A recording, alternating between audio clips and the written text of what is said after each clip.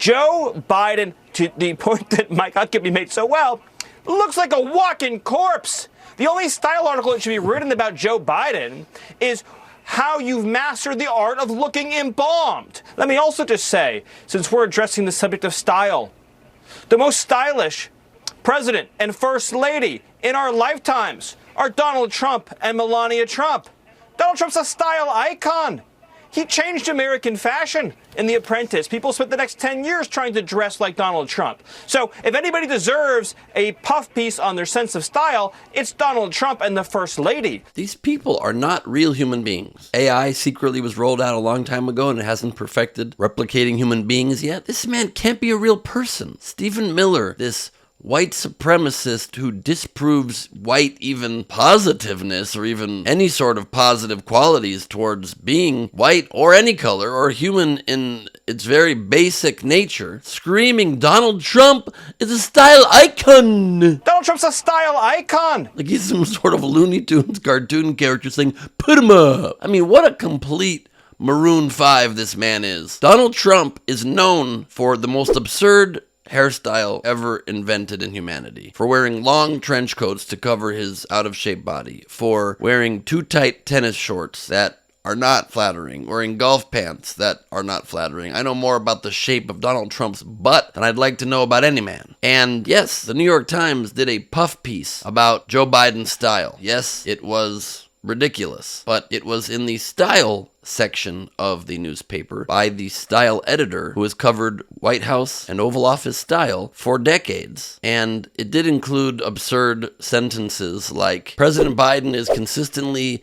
the sartorially elegant politician Tom Ford once praised in a British GQ interview, exemplifying how in politics, as in other pursuits, dressing effectively and well requires know-how and a willingness to take a good hard look in the mirror. Mr. Biden gives offhand masterclasses on the wardrobe tricks that distract from the inevitable predations of time.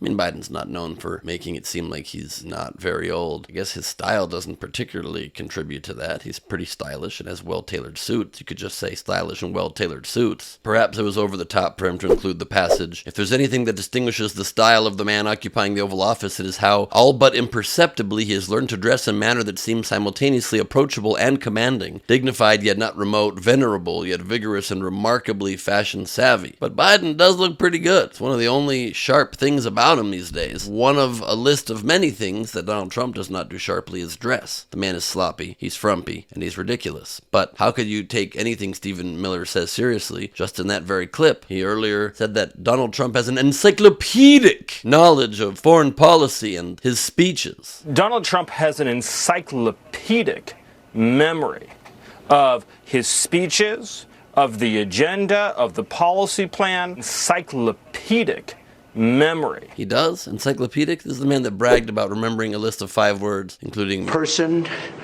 woman, man, camera, TV. This is a man who, just in this little sequence of clips shown at a Senate hearing for Special Counsel Hur, they played a supercut of him forgetting lots of very basic stuff. Take a look. Sitting here today, do you recall what years you were married to Ms. Maples?